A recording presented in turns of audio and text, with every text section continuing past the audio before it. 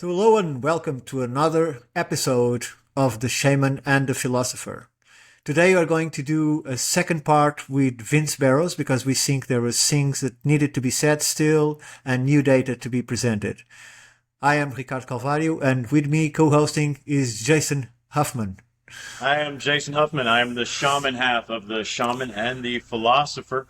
And yeah, we're bringing Vince back here. We're learning as we go. This is, really what episode 4, Ricardo. And, let's say this. We appreciate all engagement and we want to encourage all engagement. And Vince received a lot of engagement, or my post about our episode did. And Vince has been running with that engagement with some archaeos, some actual professionals, and some lay people.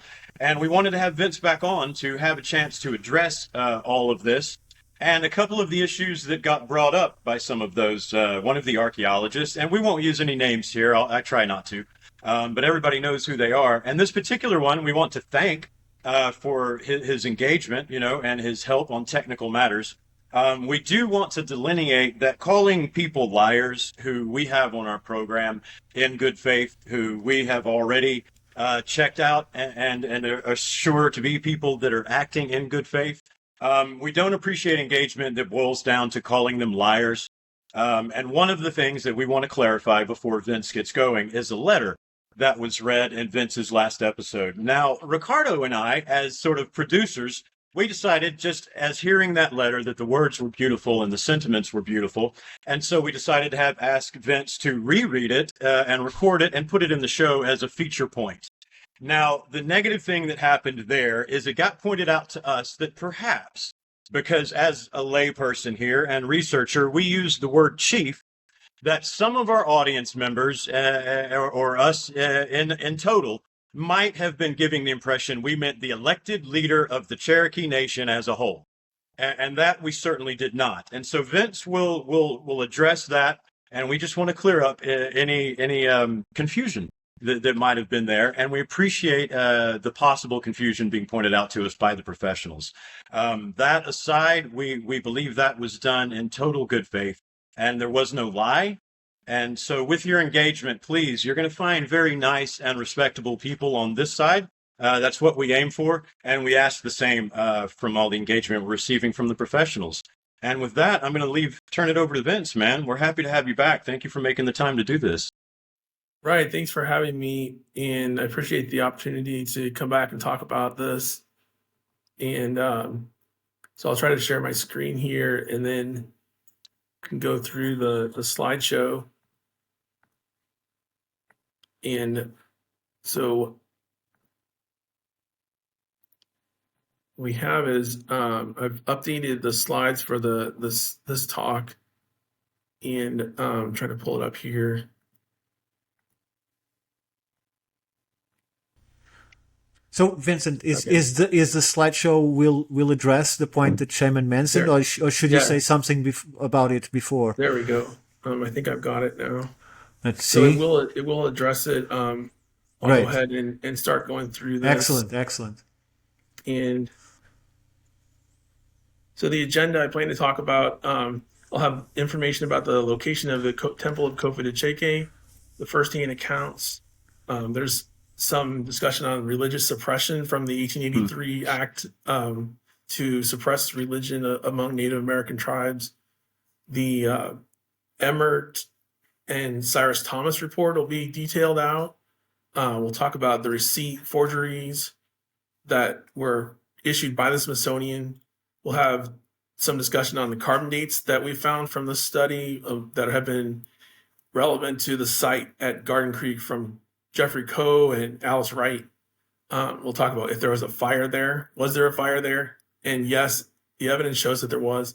Did DeSoto create the fire, or was it a mere pearl extraction where they were just heating up pearls to remove the pearls from the shells?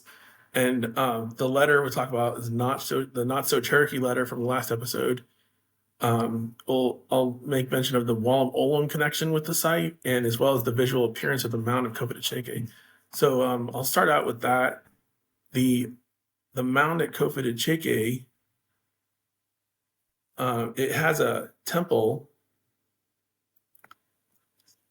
So let's see if it'll share on the screen. Well, it's a flat top mound, and there's two sites on the mound. I mean, two temples on the mound, side by side. I guess it's not sharing, so I'll just go to the next slide. Let's see. Okay, so the letter. I'll just go back into this letter. The issue. This was written by Lanier Davis. The letter was called Not So Cherokee. The Native American name of Lanier Davis was Nipitchurashotri, which I read on the last presentation, and he was in the Horned Panther clan, so he's Native American. He's talked a lot about clan symbols, and leader of the Cherokee group, and Yuchi is what I meant as by saying he was chief. His ancestors' names are Mary Hawkins and George Lean, and I've looked them up on Cherokee ancestry websites, and those names come up from the 1930s. So yeah, again, I didn't mean any kind of negative thing about being chief. I just meant leader of his tribal symbol and clan, and also the leader of his group.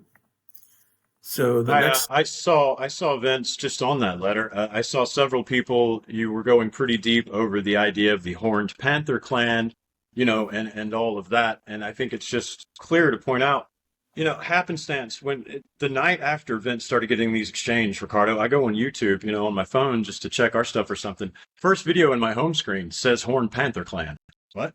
Vince, I sent it to you, and I was like, check this out, man. Vince says, no, that's the dude that wrote the letter, right? So we verified he's a real individual, and the reason I really want to address it, Vince, is because there's so much that needs investigating about what you work, your work, that I hated to see it all devolving over this letter, right? And so I appreciate you. I think it was Exactly. great. Yeah, I appreciate that, and I mean it was relevant. And the reason I wanted to share it was how well written and eloquent it was, and the poetry, Right. and also it also referred to the site and had a lot of details about the site. So Right. And there's another point. I noticed that some of the critics were pointing out that, you are saying, the letter is saying that the Cherokee were not here. That's not what the letter is saying. They're speaking of a specific place where the Cherokee weren't. Right? So it was not saying that the Cherokee only existed as a people after all of these events happened, after DeSoto, after all of this. It's just saying on that specific point, they came after that. They didn't belong, they weren't living there. So right, the origin of the site and the formation of the site, the formative stone figurines, all of the steatite figurines from the site were clarified in the letter to date from around 1000 BC.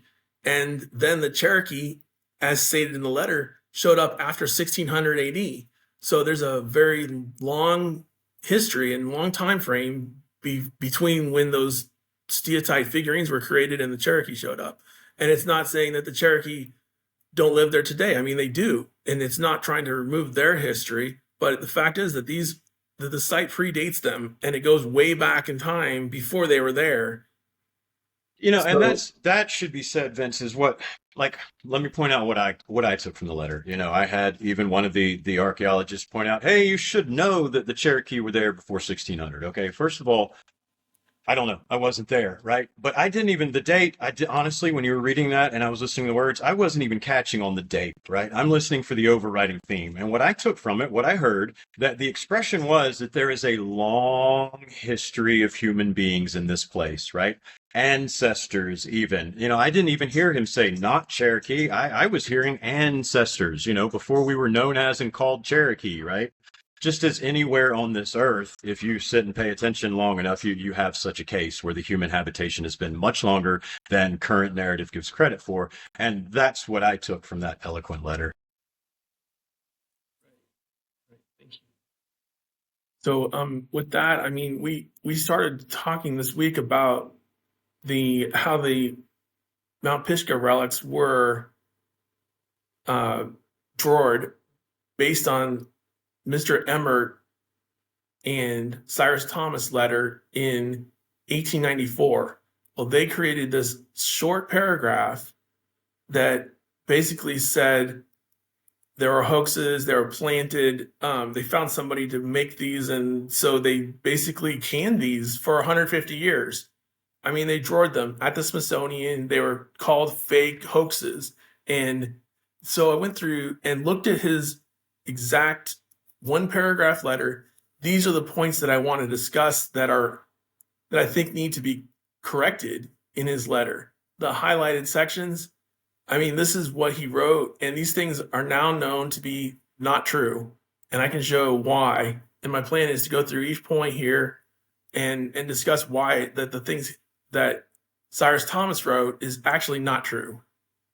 Like this first paragraph, this first sentence here, he said, can we lay out for the viewers? I don't want to interrupt you, Vince, but I'm just thinking of people so they know what's going on here. These artifacts, there is a bit of a convoluted story from their discovery to a point where there was apparently some forgery or some fakery going on. And then there was, after a period of times, everybody starts going, no, that wasn't the case. Okay, so roughly layman's terms, that's kind of where we're at with this. And Vince is going to help us out by breaking all that down. Right. So these artifacts were excavated from Garden Creek Mound way back in 1879 through 1880. And by April 1880, they were completely removed from the mound. There were no more left there. And then in 1883, the Smithsonian sent James Emmert to the site with the purpose of trying to debunk them, basically to make it look like that they were planted by Valentine and that they were fabrications or modern replicas. And so when Cyrus Thomas wrote this article in 1880, and he wrote this article in 1894, he first started out saying, well, the Journal of the Anthropological Institute of Great Britain had this article published in 1882, and it actually was from 1883. And well, the article is really good, and it goes into great detail about these North Carolina stone carvings, and it virtually authenticates these stone carvings from every standpoint. When Keene discusses these, he calls them tutelary figurines of tutelary deities. In other words, figurines that represent the guardian spirits of those groups. And that's what they were, in fact, as guardian spirits. So the top note that he started out with the wrong date. The next statement that he made was, Emmert wrote, these were singular works of art. Well, actually, they represented a lot of different types of artifacts. The artifacts span the entire range from Dodomag, all the Anishinaabe clan symbols. There were bird stones, boat stones, ladles, gouges, effigies, axes, ocarinas, celts, cups, paints. All these things were in the collection. There were 2,500 different types of artifacts, so they weren't just singular type of artifacts. So the next thing he says Emmert was entirely successful, and Thomas wrote that Emmert. Who's that good boy? So hang on a sec, my dog's barking again. What's his name? That's Marley. Oh, Marley's come to participate. He's like, Marley's like, yeah, they're real. Look at all the different ingredients they had. It wasn't just one rock. So one question. So how many artifacts, because I don't want to say a wrong number. I say that there are lots of them. They first said there were 2,500 artifacts. 2,500. Okay. So and the 2,500 are of all of these types, not of one type. Is that right? it? They're all different types. I mean, I have a catalog from the Valentine Museum, and these are all different types represented. They have 900 of them at the Valentine Museum. The others went to the University of North Carolina and to the Smithsonian way back in the 1880s. They divided these up. And so, yeah, that's where they're at today. So Emmert, when Cyrus Thomas wrote, Emmert was entirely successful. Well, Emmert, in fact, wrote he was unsuccessful in finding any of the relics that Valentine found. And Emmert wrote to Cyrus Thomas saying he was entirely unsuccessful. And then he paid somebody to make replicas of the relics that Valentine found. Huh. So literally, I mean, he couldn't find them, so then he paid someone to make replicas. He couldn't find them where? He couldn't find any of the relics that Valentine found in the mound. So he went to Mount Pisgah and he did excavations there and couldn't find any because they were all already gone. Okay. He couldn't find more. Right? He couldn't Okay. find more because they had Right, already been okay. excavated. So Got the replicas were, he started making replicas of selected items from the Valentine Museum. Is that it? So he started. That's what I'll get into next. I have So Emmerich gets sent to do the job to find more. He can't find more, and instead of reporting that, he pays some locals to work some up. right. Okay. This is his letter from 1883 on April 11th. He said, I failed to find any of the specimens described by Mr. Valentine. And then he said he found an agent who said that he had been buying up relics and shipping them to Mr. Valentine. And then he went on and said, I am told by reliable men that some parties at the head of the Pigeon River had been making images and selling them to Mr. Valentine's agent as Indian relics. One man told me he could furnish me any kind of picture or image that I wanted if I would give him 10 days time. And he said that I had made and sold as much as $70 worth in 2 weeks time. But again, he didn't tell who he was doing, who was making these. And then he went on to say, I told him I did not want anything but old relics. He said, you will never know the difference. I could sink them in running water for a few days and they would look old. And Mr. Valentine's agent said he paid out $2,000 in the last 3 years for relics. So there's a few issues here because number one, if they sink a soapstone or relic in water, it won't change the relic because soapstone is Right. non-porous. It's not going to change color, and it's not going to look antique if it gets iron Not water. for a few days. Yeah, I'm assuming they're talking about iron sitting in the stone and Right. Oh, Iron. I'm detecting here another point that I think it's easier to refute this. So he's saying that he needs 10 days to create one figurine, Right. right? So we have how many in the Valentine Museum? So there's 2,500 figurines. 2,500. Okay, so And so- 2,500 versus 10 days. And it's not 10 days because the man has to rest between, but let's 2,500 versus 20 days. What I'm asking is this. What is the period of time between the excavations and the pieces being in the Valentine Museum? So they were sent when the excavations were done back in 1880. They were immediately sent, if they needed 10 days each to make them, 2,500 of them would take 25,000 days. Yeah, I that's mean, 25,000 days. It would have taken Yeah. 68 years to Yeah. make them. So immediately there's something wrong. Either this guy was probably a good archaeologist but a terrible mathematician, or something doesn't add up. Right. So, I mean, it's obviously they're not telling the truth here because they didn't have 68 years of craftsmanship to make these, and there's 2,500 of them that we're talking about. So this whole thing, of all this whole different story materials that could not be aged the same, right? right, Because of all those materials were listed, you can't. right. So See, and so then- everybody's saying on the stream, man, they're saying it's so sad. This was such an obvious case, but man, then you're not lying here. It's not as obvious as they're all saying. Keep going, bro. Right, This so is the- great. Okay, and what's the difference in the years between the excavations of Valentine and this fellow speaks to this man that says he can do a fake? 3 years. I Yeah, mean, seriously. all the artifacts were taken out of the mound in 1880, and then this guy came back there in 1883 from the Mm-hmm. from the Smithsonian Emmerich, and said he's gonna pay someone to make replicas for. He got $30, a $30 check to make replicas, and he said he paid somebody to carve these, and then he made up this story that Mr. Valentine had them to make his specimens and bury them, and then afterwards came back with other men to dig them up. So he's just like accusing Mr. Valentine of having these planted so that other people will dig them up.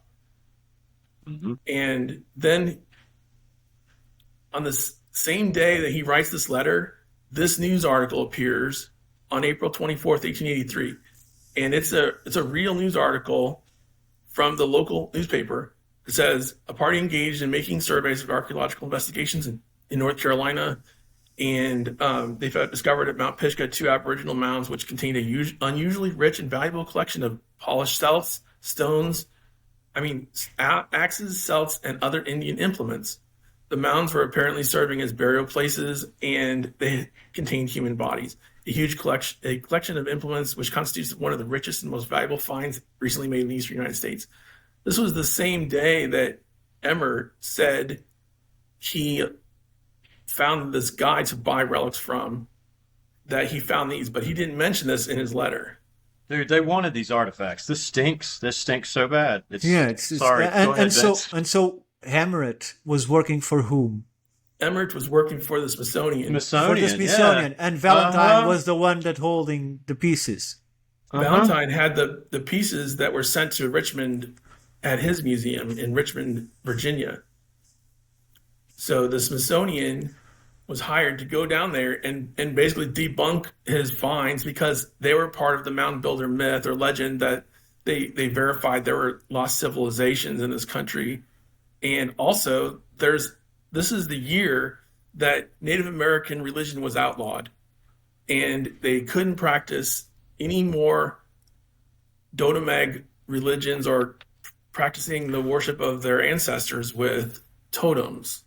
So I think this fits exactly in the period of time where the Native Americans were trying to be dismissed as having no culture, as being savages, literally. Right. So the Smithsonian was working with the program that lasted apparently way into the 900s, where they are that famous speech that says a good Indian is a dead Indian. So, all right, even until this law that was passed in 1883 to outlaw Native American religion lasted until 1970, and so this is what caused Native American cultures to be decimated in like the Battle of Little Bighorn, and all of the different Native American rights were denied to practice religion.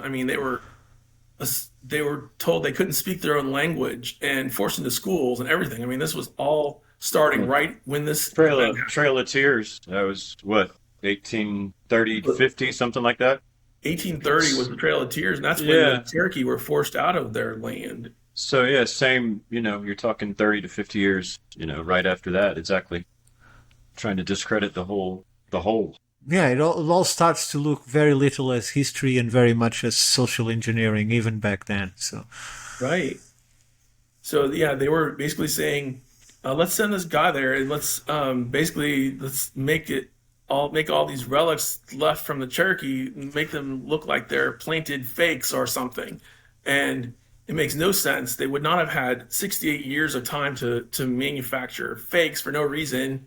And this is all the documentation about it. Going all the way through 1886, this is when Emmert was working on site. And he went to Tennessee and he found the Bat Creek stone. And then he was fired for, in Tennessee, he was fired for misconduct by the Smithsonian. So 1887, Emmert was fired from the company who told him basically to what to do about these relics and to make them look like forgeries or fakes. Yeah, so Emmert, if I'm following you, Emmert's the forger. Valentine, the original finder, is not. Not only would he have not had the time, he'd had to have been planning it before he was born, but this dude surfaced afterwards, right? So am I following that correctly? Well, Emmert's the archaeologist, and I don't think he forged them. I think what he did was he found artifacts that were authentic and called them fake. And like the Bat Creek stone, I think it was authentic. He found it in a mound, but because he found it and it didn't fit their narrative, they fired him. And they basically said, well, you can't work here because you found evidence of Native American culture that is prehistoric. That you were sent to find. Right. I mean, they literally, this was evidence of native religion, and they were canning it because it didn't meet their narrative. And at the Smithsonian, in the catalog from Emmert, this is what it said. They originally wrote it that was a figurine carved of soapstone of a fish. They crossed that out, and someone wrote fraudulent antiquity. Jeez. And then recently, they updated that record to say Vincent ID, Big Pigeon River. At the same on the same catalog, someone wrote Vincent ID. I don't know if they're talking about me or what, but this was in the catalog under North Carolina for Emmert, talking about the Celt cache that he found on April 25th of 1883. They wrote Vincent ID in the Smithsonian catalog. So, I mean, it's been changed recently to say that. Well, you are poking around. And so, I mean, all this evidence shows that, that Emmert claimed someone immersed these in ferruginous running water. That wouldn't have changed the color or made them look old. Because the soapstone doesn't absorb iron. Even Norman stone, you could put it 5 years in running water and find very little difference. Right. Yeah, it takes a long time for the patination from the iron to get Either into it's the very rock. poor limestone or something like that, or sandstone, very, very soft, otherwise doesn't make any changes. Right. So, I mean, it's an evidence there that they made up this whole story about these being planted or immersed in water to make them look old, and they were just trying to can them and draw the whole collection. And then further, they made this receipt at the Smithsonian. The head of the Bureau wrote this receipt on April 24th, 1883. He had it to Burnett, and he signed it in the same hand. So he wrote the receipt to Burnett and signed it. And what he normally would do is write it to somebody, and then they would sign it because it was a receipt for an item. So this shows that, I mean, the receipt's not verifiable. It's not written to a person that received something, and they didn't sign it. He signed it himself. And how do you justify knowing that that would happen, that you cannot requisite and sign yourself? Is it dumbness, or is it desperation, or it's just something that missed them? I think what happened was the whole Smithsonian decided to send Emmert there with the purpose of debunking these artifacts. And they knew that they were going to give him this amount of money. He was going to go there and pretend that he bought them and then come back to the Smithsonian. And they had this guy on the same page that they were making up a story about these being hoaxes. So it was a group effort to try to debunk the Valentine collection. I'm so glad that this doesn't happen in present time. Yeah, I mean, but this example right here on this side shows that a real receipt would be signed by the person in a different hand than what. Sure. Yeah, I see Obviously. that. Patently obvious. So Emmert's story is just what I'm intrigued by. It's so funny. So he gets sent down there to debunk this shit falsely by the Smithsonian, right? Yeah. Then he goes to work in Tennessee.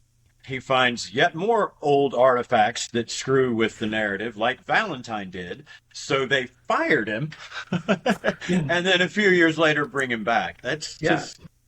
A few years later, they bring him back and they rehire him. I mean, he was fired for misconduct and then brought back. So, I mean, that's a pretty sure sign of corruption or, something going on there that's not honest or legitimate. I mean, well, you think he learned his lesson, he won't fail us again. So let's send him in one more crusade. He knows what happens if he fails. Boss, he found more of that old shit. Damn it. Hide it away. Bury it again.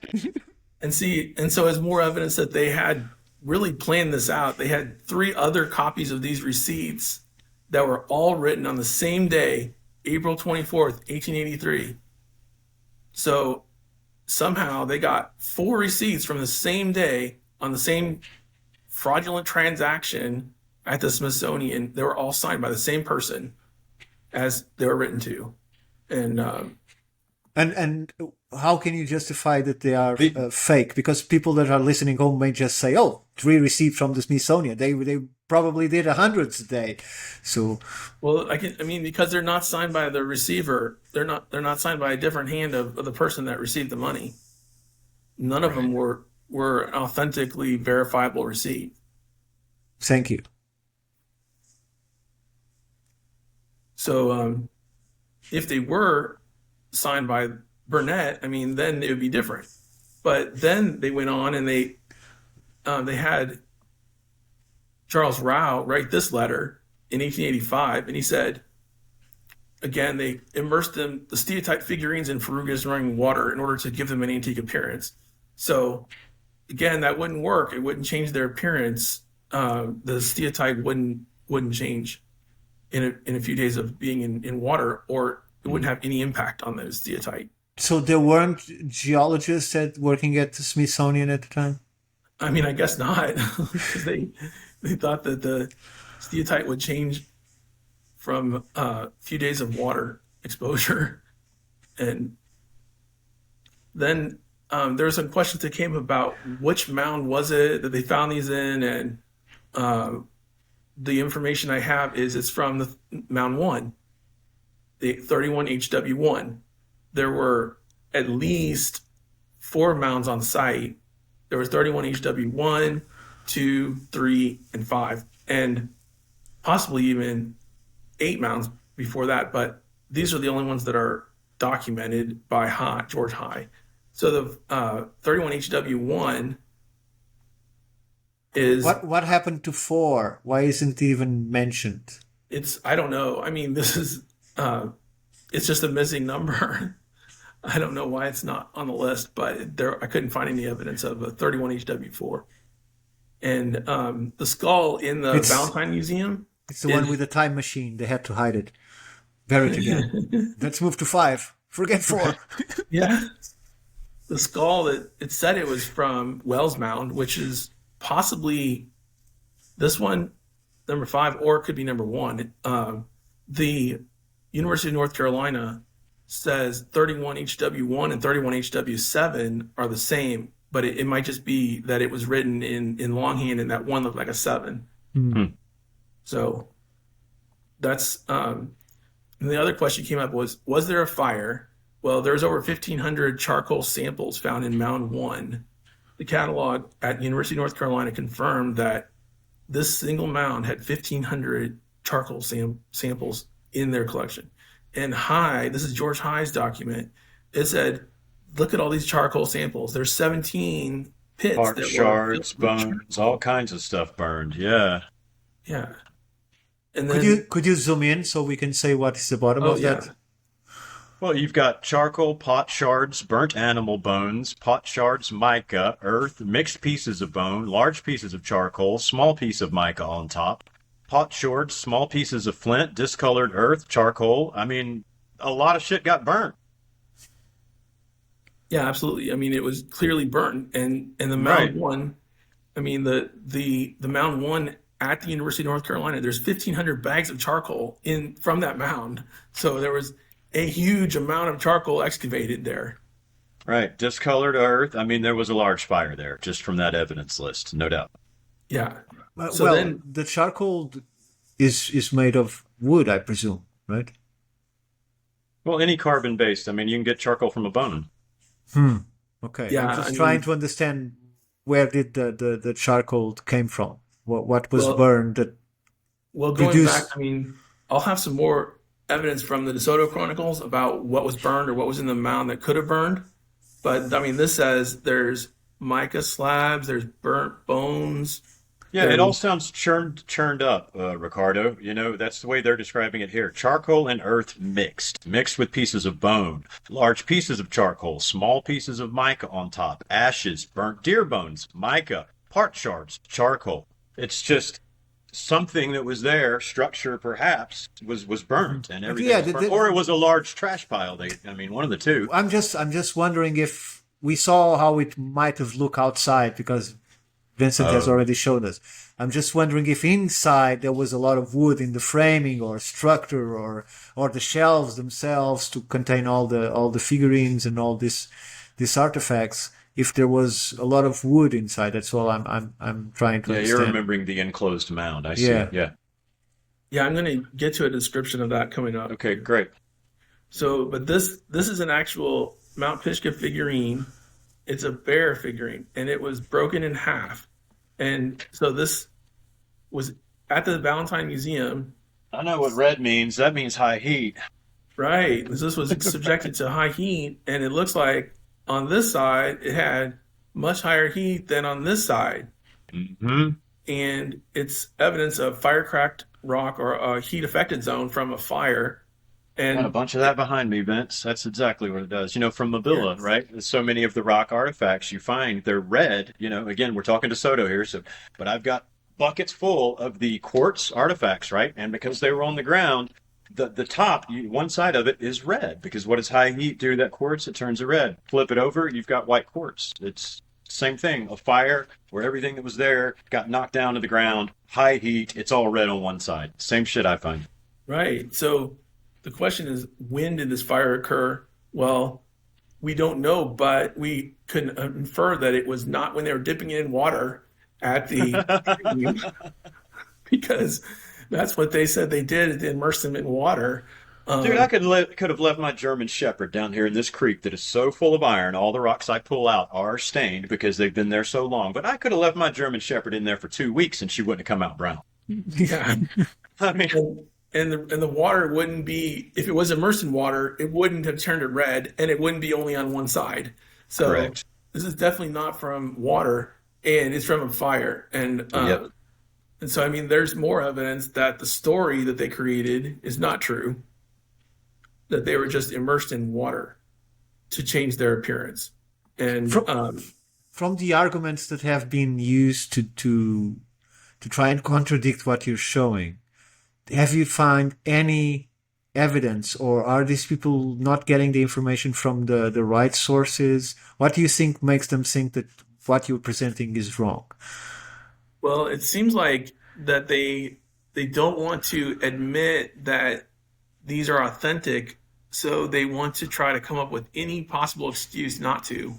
And they've said, well, the fire was in a different place, or the fire was not on these at this mound. That I mean, So I see. So the people that But are we've got all the charcoal evidence Yeah. from the Smithsonian you just showed us. so the people that are trying to saying that you are wrong are using Emirates data instead of using the original data. Is that it? What's going on? yeah, they've deferred Okay. to Emirates, saying Emirate is the one that's the leader, so we have to do what he said. And Emirates said they were immersed in water to change their appearance.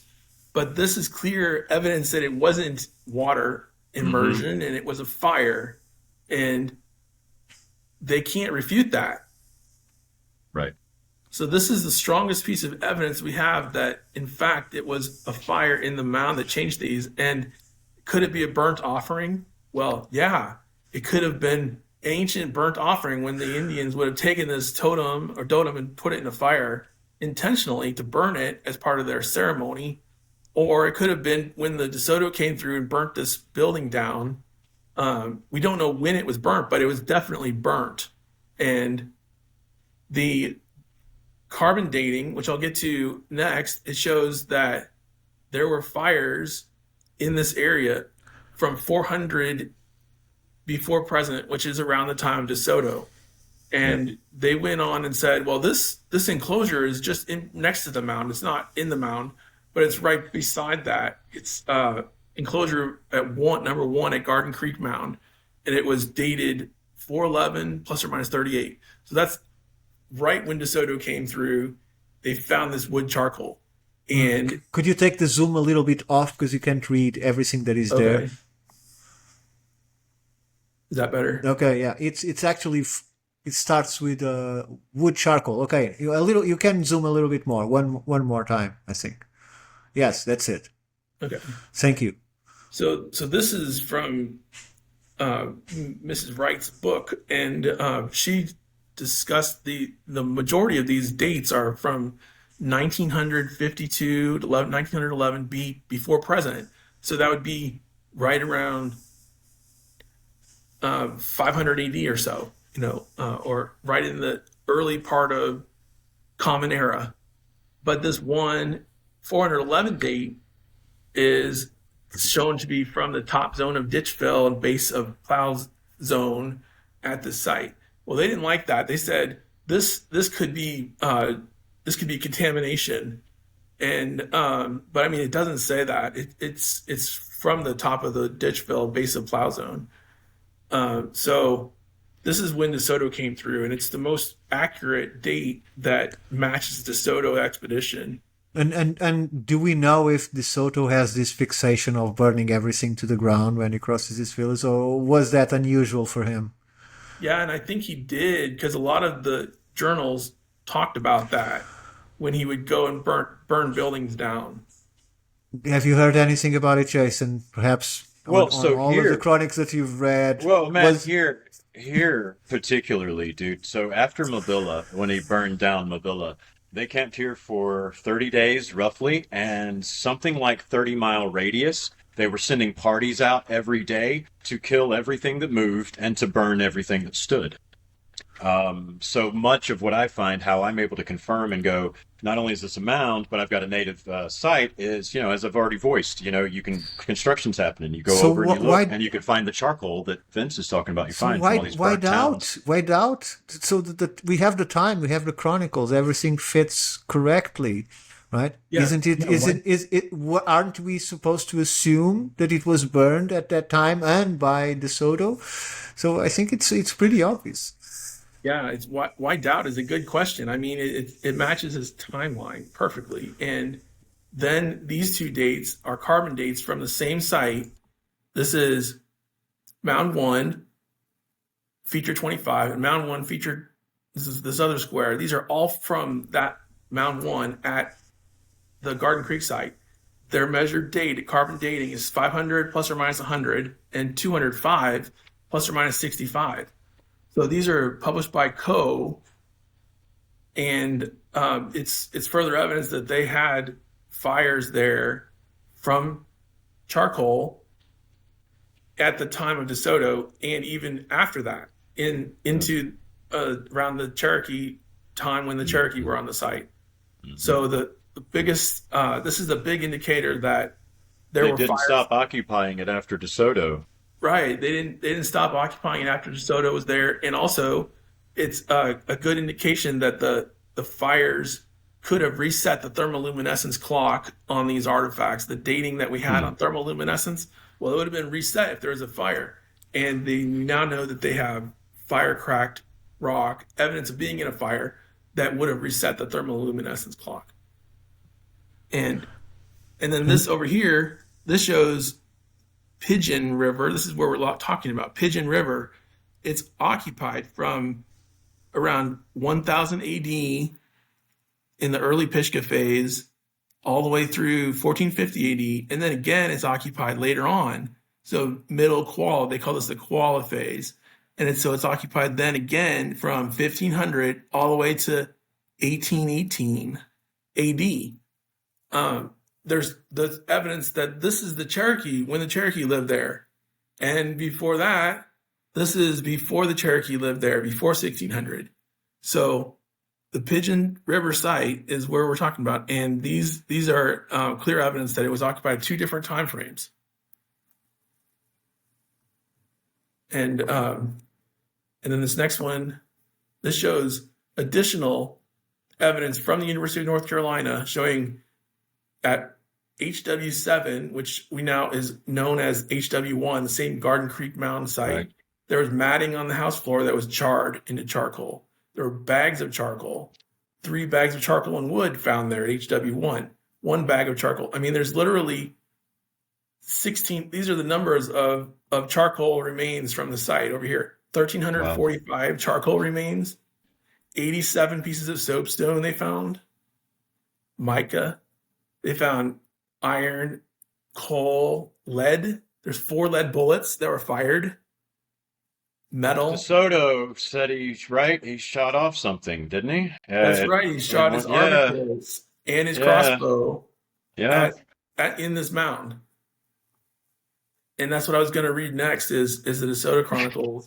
I got the bullets, man.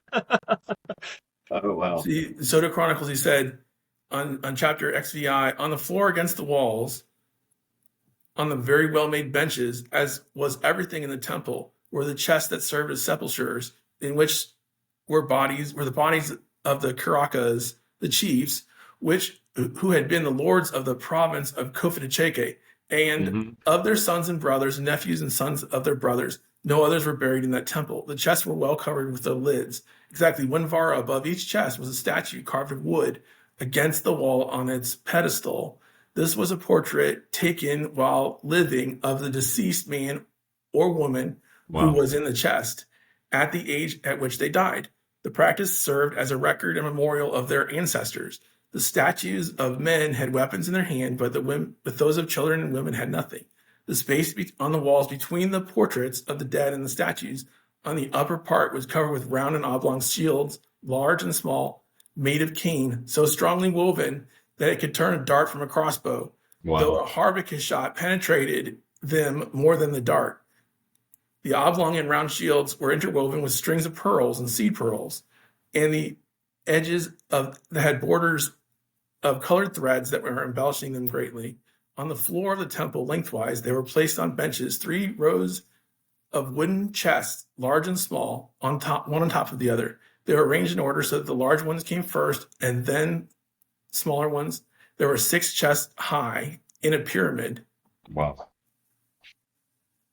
So, and if I remember from your first presentation, there were bodies found in boxes or something like that, right? Yes, that's right. Yeah, yeah. Just as described here by the guys that were there 400 years ago when we have the carbon evidence saying there was a fire.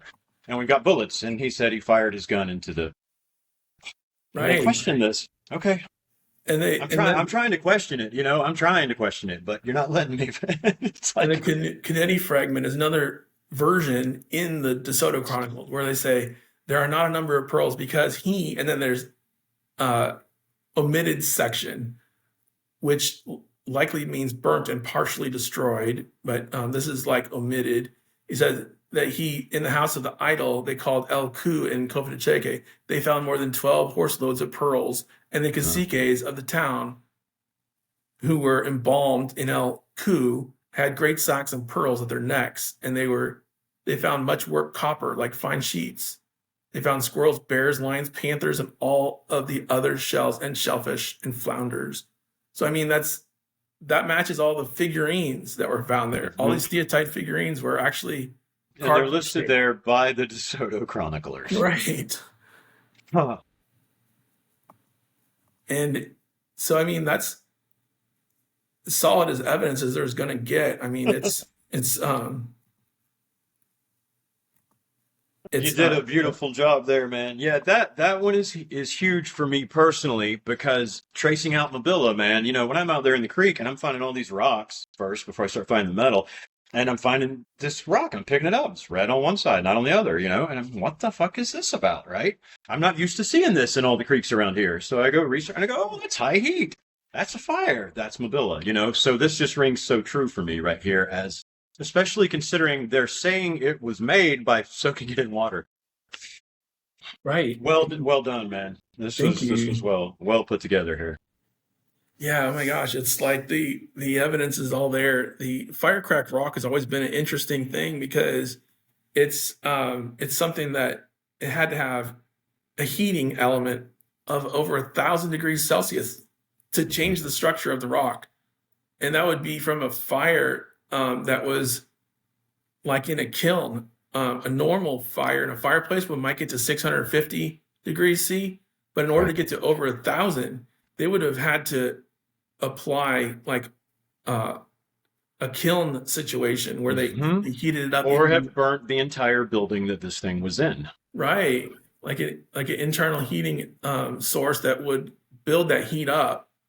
They would, they learned how to make pottery in the ground in pits, and that would that's because they heated up more than a normal fire in open air. So this would have had to been like a burnt offering, literally buried with fire to make it hot enough to change the structure of the steatite. Oh, so we've got that, right? And now you've also got, if I'm make sure I'm staying with you, that the mound where this particular thing showing us definitive evidence of fire was found, they found over 1,500 satchels or something of charcoal to a fire that dated 411 years ago, plus or minus 56, so i.e. 38. So the time that DeSoto was here, a fire occurred in the place where this artifact damaged by fire was found. And Right. there are chronicles saying that DeSoto was there. There are chronicles from that exact time period describing the many animals that these various figures represent, where they then describe this fire occurring, where their head guy DeSoto fired his pistol, his harquebus, and they also found 4 metal pieces, right, in this mound. Right. Where's the question? So the only thing questioning all of this is Emmert sent in 3 years later by the Smithsonian to debunk all of this crap that this dude already had found because they wanted it to not be Okay, real. but tell me, Valentine was an accredited archaeological or the equivalent of the time? No, at the time, archaeology wasn't even a science. It had just started. Still isn't. And Valentine Informed by science, but Valentine was a businessman, and he actually was making a marinade and bottling it. I mean, he made his fortune selling bottles of meat juice, literally like a tenderizer for kitchens, and he had his product in every kitchen in America. Sure, and And he had an interest in history, obviously. right, and his interest in history is what drove him to go around and collect these artifacts. Sure, so a but self-made independent researcher of sorts, my right? question is, was the digging using any kind of method? Because from the image that you showed me, it looked like an archaeological excavation. They went through layers. It was an organized thing, right? Right. And there were records kept. And I mean, there were letters, they sent letters back and forth and records kept of what they were. Sure.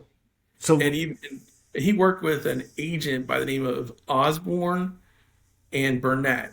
Osborne was a local resident at the site, and Burnett as well. And then they brought in that big crew of people, and the picture to shoot that I showed earlier to exactly. show that excavated the site, and there were like 35 people. They excavated the mound and opened it up, and they found all these artifacts in a few weeks. I mean, the mound was emptied out because it was like a hollow earth lodge.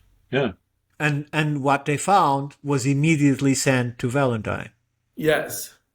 Well, it wasn't Valentine because Valentine is the name of the man, right? But what was the name? Valentine, yeah, Valentine's is the name of the man. I mean, he had the artifacts sent to him.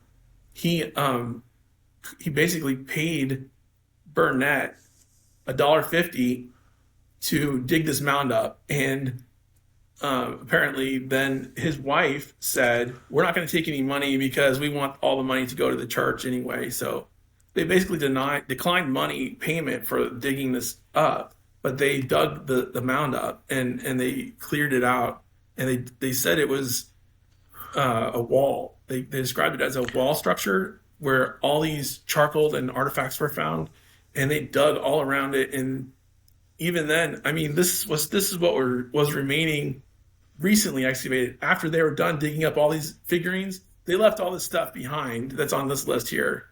And I mean, so they didn't get everything at all. And I mean, not even Sure. close. And now we establish who Valentine was and how the work was done. Considering that archaeology was not a science then as we know it today, this other guy, Emeret, right? That's his name? Yeah, Emmerich. Yeah. Emeret. So was Emeret anything different from Valentine since archaeology was not a science then? Who was Emeret? Well, Emmerich worked at the Smithsonian, and he went around. Yeah, I can work in a car shop and don't understand anything about cars. I'm behind the desk picking up the phone. So that doesn't Right, mean so. I mean, all I know is that he went around to a lot of different sites digging up these mounds, and he used probes to go and look for artifacts at the mound sites. He went to Serpent Mound in Ohio, a lot of different places all around Tennessee and Ohio. So he was exactly the same time of people that Valentine hired to go to the site and excavate it. Well, Valentine had been done with it since 1880, and then Emmert showed up in 1883. No. What I mean is, Emmerich is more like to the Smithsonian what the people that excavated the site for Valentine. Yeah, that's right. Because I mean, Emmer was being paid to dig up sites, but like Valentine paid Osborne to dig up the site. Sure. So that's my point. So there's no more validity to Emmerich besides the point that he was working for the Smithsonian. Right. Right. There's no more validity. I mean, his opinion is apparently what has trumped these artifacts for 150 years because of this article he wrote, a paragraph where he claimed that they were immersed in water to change their surfaces. Sure, that any geologist can. Yeah, and that's just yeah. So, I saw Scott Wolter. You got him to comment on that, didn't you? Yeah, and Scott Wolter commented that he said, well, it would have to be exposed to extreme heat to change the color to enstatite, and heat and pressure would cause it to change like that, but not water. Not 2 days in the creek. So the people that are criticizing you are using the data from a fellow that worked for the Smithsonian, was fired for misconduct. And that's the one that they want us to believe that is correct, that knows nothing about geology, that falsified several receipts as you shown, that tried to dismiss the whole thing because of narrative. That's the person that they are using to try and debunk you. So that's what I find curious. Okay, I'm sorry for interrupting you. Yeah, and I mean, all these things add up. Like the 68 years it would have taken for making 2,500 figurines. Yeah. I mean, they didn't have 68 years. They didn't have enough labor. It would have taken 800 people if they wanted to make these in a month. And so it's just not possible to have forged all these things, and they're not forgeries because they didn't have the time, and water couldn't have done it. We have the evidence. No matter what even Emmert said or what Valentine said, we have before you the steatite, right? The bear that was cracked in half. You have the charcoal that dates to the time of De Soto. You have the first-hand account of people that were there describing these things, right? I have all of those things in favor of this, no matter what Valentine or Emmert said. Right? Exactly. Yep, and you know the figurines matching the Dodomeg is the other part of this. I mean, the Native American culture was being attacked by the U.S. government. It was saying, you can't practice your religion anymore. This is the year that it was outlawed. So that's a big factor here. And with the Smithsonian being in Washington, being a federal agency, and the air is full, as you say, the law was just enacted to quiet the history of the native population. Of course, it's in the air. So why did the Smithsonian in that very year send Emmert there? Right. To continue the narrative that the current administration in office was pushing. Yeah, and I mean, it's definitely related to trying to stop religious practices among the Indians, because that's what these were. These were religious figurines and sculptures that represented their clan symbols, their totems, and their heritage, their whole ancestry. I mean, it was like taking their spiritual entities and outlawing it. Not to mention the gathering of the material required to produce all of those figurines, right? Because it accounting for how much they were, it's a lot of material. Oh, right, absolutely. Right? And as part of the letter that Emmert wrote, he said that they were made of local materials, and we know that in fact that they weren't local. See, there's a lot of sandstone. There's other types of material like mica schist.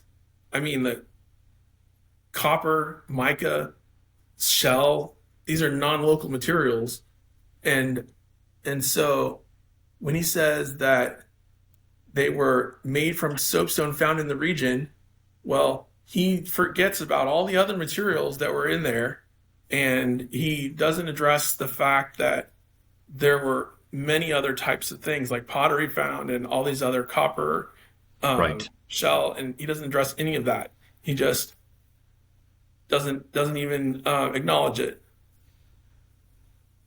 Yeah, I think Vince, for me, anybody that wants to come at and start debunking here has to address, really, for me, these few things, man. At this point, I'm not really caring what Valentine or Emmert said, right? Because of all this evidence you've shown me. So if anybody wants to debunk it, they've got to start with the fact that the whole narrative that Emmert put forth to fake this, they did not have the time to do it, and the method does not work, right? So the method posited that water did this, and they do not have the time. Therefore, the fakery, the amount of it, is impossible. They then have to address the fact of these first-hand accounts, okay? These first-hand accounts describe all of these animals and all of these things, okay? So I need you to address that, considering that with the charcoal evidence. I have fire dated to the time that these first-hand accounts tell me a fire took place here while they're describing all of these artifacts that were burned, including bodies in boxes, which were found in boxes. Okay, I need all of that addressed. And lastly, let's see, we can look at the fact that, oh yeah, as you mentioned, let's go with this, everything else that was found, right? You know, anybody that's coming at you trying to say these things are fake, you've got to address what else was found where they were found. You have all of this evidence that you listed for me of a fire, of all of these things that DeSoto's people said was in there, burned. And you have visual evidence just there in front of me that the fire happened to these articles. Right. So, and then you have motive. Because what motive would Valentine had, considering the trade that he had and quite successful? he was already wealthy, and he didn't try to sell these, did he? Did he put them in a was museum, not in right? art. He was not in souvenirs, right? And he never known for selling any kind of souvenirs or art. And That's right. so there is no motive for Valentine. Now let's look at the motives from Emmerich, right? Let's look at the geopolitical situation of the time. Right. So does he have a motive? Yes, he does have a very strong motive to try and His boss debunk. sent him there to debunk it. And what was going on with his boss's boss in Washington, they wanted the natives to not have spiritual heritage and Nothing. practices. No ownership of the land, no right to it, nothing. So there we have motives on each side. We have a rich dude who was interested in history, didn't try to sell these things. They accused him of faking them. He put them in a museum. We have Emirates sent by the Smithsonian to debunk at a time when national fervor and flavor in Washington was to dismiss all things native.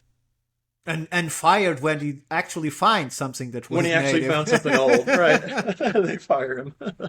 Yeah, exactly. It's Well done. it's amazing, and thank you. Very I'm well glad done, for the Vince. opportunity to talk about it, and it's just Sure. it's just an interesting story, and it's part of our history.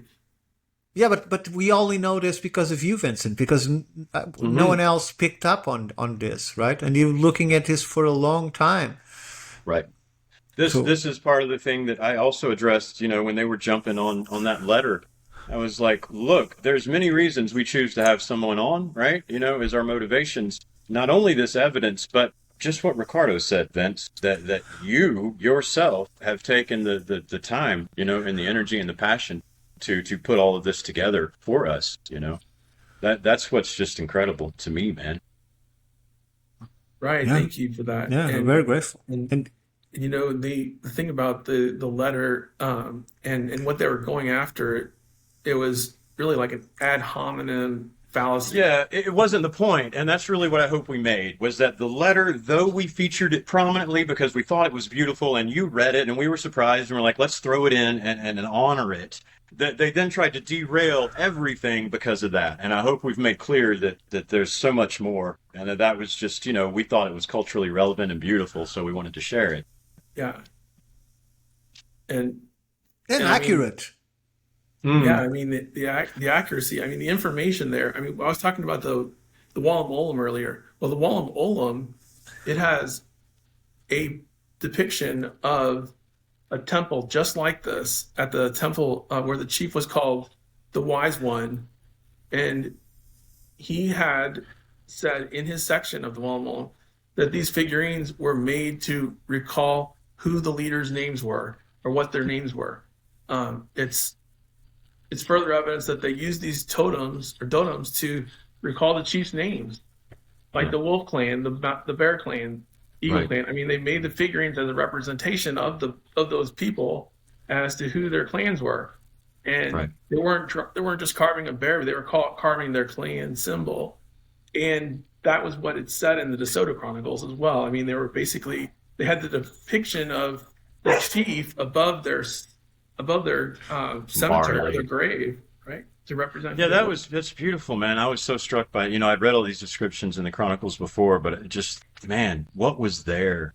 The wood carvings of each person above them, you can just, the pearls everywhere. My gosh, how old and ancient and beautiful this stuff was. And that's the other thing. then the Spanish are just like, hey, let's shoot it and burn it, And they might have thought they were wood, but in fact they were steatite, soapstone. Right. Right. It kind of right. looks like wood. They may have just assumed that it was wood. Well, I'm sure there was both. Right? We wouldn't find the wood after a burnt one, after Right. we wouldn't find the wood statue, obviously. Right. Yeah, the It's wood great would have work, burnt Vince. off. Thank you. Did you show us all the slides? Yeah, that was all the slides. I mean, Yeah, you missed the last one. You got up right as it was ending. yeah, the Canetti fragment. I mean, this is the part where he says, the pearls were burnt and partially destroyed. Well, some of the comments we got back were, well, they were just opening these pearls out of shells, and that's why they were burnt. But in fact, earlier in the same chronicle, it says those pearls are white, shining, and glistening in the sun. So if they were burnt from being removed, they wouldn't have been white. And after they were burnt, they turned black. So And they can't be clean. They can't be clean. They stay black. Well, I think once burnt, because DeSoto, he talked about this, they would find them both ways, right? They would find large bits of pearls that were all clean, so meant harvested naturally. And they would also find large caches of pearls where they had obviously lumped all of the shellfish in and then just made a big fire. So they all opened up, and it was much easier to collect the pearls in mass, and that left the pearls, stained. Mm. And like we talked about before, the pearls, they could be imitation pearls, from mussel shells. They Yeah, extract. exactly. You and I sorted that out. Yeah, I remember there was an exchange where you pointed out that the pearl essence in these shells, goes all the way through. And I think that next day I was out at the Coosa River, native, habitation site here, and I was looking at some shells, and I was like, sure as hell. So I clicked on X and sent Vince a video. I was like, look, it does all the way through. You can break the shell, you could carve it, whatever, and it's going to look like a pearl, whatever shape you put it in. Right. But the biggest thing is, Right. this is the house of the idol. I mean, some people have said, well, Kofa de Cheke was in South Carolina. That's just what we know because that's what someone told us. And the question is, well, if it's in South Carolina, where are the idols? They weren't there because that's not where Kofa de Cheke was. It was at Garden Creek Mound where all these idols were found. And they misidentified it. They assumed somehow that it was in South Carolina, and there's absolutely no evidence for that. Thank so you the for that. real location is Garden Creek, and all these figurines are exactly what was described in the DeSoto Chronicles. Which are recognized for many other things, but they don't want to recognize for this one. It doesn't matter, does it? Well, the DeSoto Chronicles have proved fairly accurate, on my end, right? So it's so funny when you read the chronicles put out by the University of Alabama. There's like 2 footnotes or, basically 1 footnote. And it's when they're talking about the size of Mobilla, because they describe it as a town that was like a standard town. And how they describe that is the horses. They said they couldn't take the horses in because they couldn't maneuver in the streets. Right. And so the people that put out the chronicles made sure to go, this is an obvious exaggeration. That's their footnote. But my point is, once I located Mobilla, and I'm looking at their description. Look, today, I just went back down to the site today, and the beavers, Ricardo knows about this, the beaver pond near the ex-marketry at the south of Mobilla site. And they keep, the landowners are trying to sell this place because the beaver pond keeps flooding the land, makes it look like it's all swamp. But man, the beavers were back today. The dam is completely back. You can tell it's fresh. They just got it up. And so the beaver pond, as described in the DeSoto Chronicles, they talk about they had to take breaks from the battle and go down to this beaver pond, which is a pond manufactured on a creek by beavers, right? They dam it up. And they had to wash the blood off, so much so that the entire pond and creek became running with the blood of the natives, because they were just jumping in and washing all day and then going back and fighting.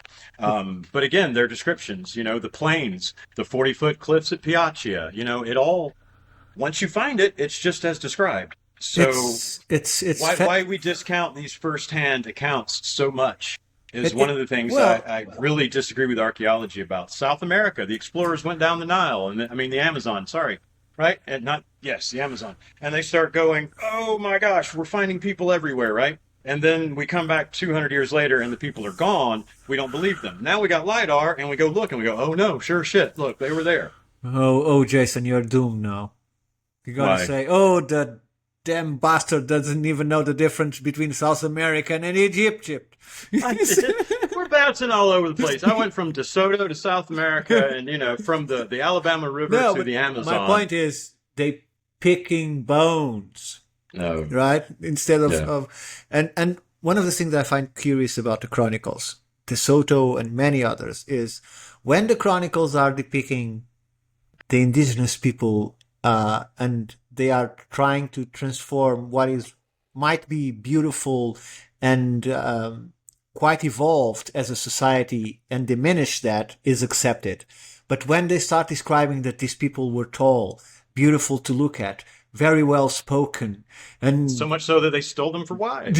And so all of a sudden they are exaggerating. This part was exaggeration, right? Yep. That's it. There's so many stories in the Chronicles of, yes, firsthand, they talked about them negatively, like, oh, they make terrible slaves, What they mean by that? Well, they were people that didn't have to work. They had, what I mean is they had society set up in such a way that they weren't used to all this labor, right? That they were trying to force on them. Or they have a very high sense of freedom. Yeah, right. Exactly. But then there's so many accounts, man, of them being astounded by the bravery shown, by the way they spoke, by the character and conduct, by the brute force they could show. Apparently DeSoto was just enamored with the fact that they could take their arrow and shoot it nearly all the way through an armored horse. So much so that when horses were killed, he would have the horse dissected so that he could document the fact that these arrows nearly went all the way through the horse after going through his armor. That's very powerful. Yeah. That's really powerful, man. I mean, they described the way they would get hit. They said, man, if one of the natives would surprise hit you with a bow, it would nearly knock the dude's head off. Anyway, I'll wrap up with saying they were praising them left and right. They were basically tripping out over the qualities these people assessed, not only physically, not only spiritually, not only in their character, but just the way they conducted themselves and the courage they showed. Because today we are using 80 pounds plus composite bows to kill a boar. Right. And so imagine what was required, right, in terms of wood and string and power to piece of rock and wood to push that back and be able to go almost through a horse, right? Yeah. What kind of a beast of a man is that? Mm-hmm. There's stories about a man getting surrounded, a bunch of them, in water, and the natives would go in the water. And they said there was one story where something like a band of 20 of them treaded water for like 24 hours, like 2 or 3 days, refusing to surrender. That they were going to stand and they couldn't stand and fight. So they went to the middle of the lake and they started holding each other up, and they just stayed there all night and they refused to come in. Right. There was one where they used a straw, to breathe up out of the water with a reed or a straw. That's amazing. Yeah, exactly. To sneak in there. That was the one in, I think, northern Florida. Vitichuca, where they used the straws to sneak up on them and shit. They stayed underwater for like a week, breathing through the straw. It's incredible the things they were doing, And then you look at Tuscaloosa's plan that he put in place here. It's just all the way through. These people are full of stories that would inspire humanity today. I mean, every time I read about what Tuscaloosa did, I just get tears, thinking about who today would do these things, who today stands up to invasive forces, puts in place a plan to protect his land and his people and his way against literal aliens.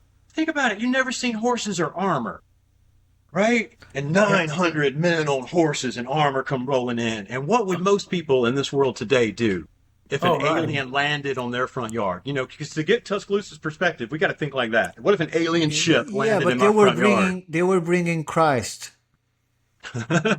No, they weren't. No, they fucking weren't. No, they weren't. They were not, dude. Well, They, we will have to wrap this up, but I think there's still 2 slides if you want to show them just to finish your presentation, Vincent. I would. Oh, okay. I mean, well, we talked about the Canetti Yeah, we fragment. already saw this one. Yeah. I mean, yeah, we've already seen. I just Oh, wanted- it's a thank you. Okay. yeah, that's what you missed. See, I told you. You missed The thank most you. important slide of the Loser. whole presentation. Uh-huh. right. Thank you. I'm glad Ricardo you- comes back from his timely break. So, Vince, is there more? Vince, that was absolutely wonderful. Was Man. extraordinary. Your research once more shows us that we might not be 100% sure, but there is little doubt unless new evidence comes to light. I have very little doubt that what you're presenting is the closest thing to the truth that we have for this site and for these events. So thank you very much for all your work, your research, and it's been, again, a privilege to have you and explain all of this to us.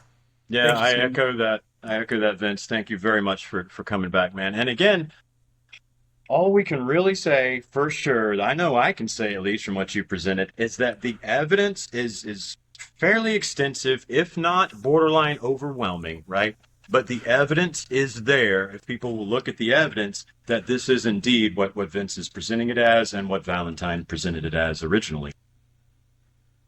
Exactly. Yeah. Thank you so much. Vince, can you tell everybody where they can find you?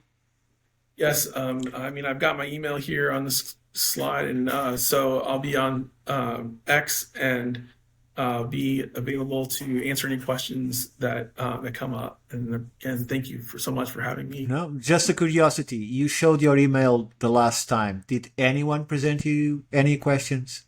No. I didn't get Okay. any questions. Find Vince on X, guys. I've been watching Vince have a discussion, one of our posts with these archaeologists. But what I also enjoyed was Vince started employing Grok and started employing it pretty well, right? I mean, Grok was sort of going right along there with you.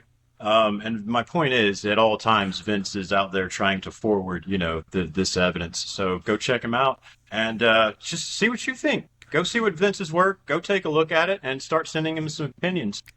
Absolutely. So I would just finish by saying our few promotions. So it would be great on this season if you go to the store that you saw in the beginning of this video. It's the Institute store. You'll find great items there, even if the cheaper ones that are the notebooks. Imagine to have a notebook with the cover exactly as a book from the 1600s or from the Right. 1700s. They are quite unique. Go and check out our sister podcast from the Institute. There is Universe Universe Unveiled. Exactly. Just had a great chat with Dan Richards, dropped yesterday. Exactly. And on our side, we are going to have a full week of guests. Yeah, we are. So we'll have a lot of work ahead of us. Some interesting names along the way. Mm-hmm. So stay tuned. I think we've got a very interesting week on the Shaman and the Yeah, Philosopher coming absolutely. up. Ricardo has been bombarding me the past 2 days with recordings, so it should be an exciting week coming up. And I would say lastly to any independent researchers out there, whether you think you're as hardcore in it and as well-versed as Vince, or if you think you've just found something that nobody's paying attention to, feel free to reach out to us. Because here at this platform of the Institute of Natural Philosophy, that is really what interests us, is Exactly. the independent researcher. All ideas matter. All ideas matter, bro. They all get us there. Mine is like parachute, works best all the way open. So, Jason, just tell everybody where they can find you. And Find me we'll on close it. YouTube or at Shaman711 _ on X and just Shaman711 on YouTube. You can see my series Antediluvian Alabama, where we find evidence of the lost civilization or at least a high heat, high energy event in our ancient past, as well as my series and presentation Finding Mobilla, where I evidence to you that I have located the site of the Battle of Mobilla and unearthed the plan put in place by the incomparable Chief Tuscaloosa.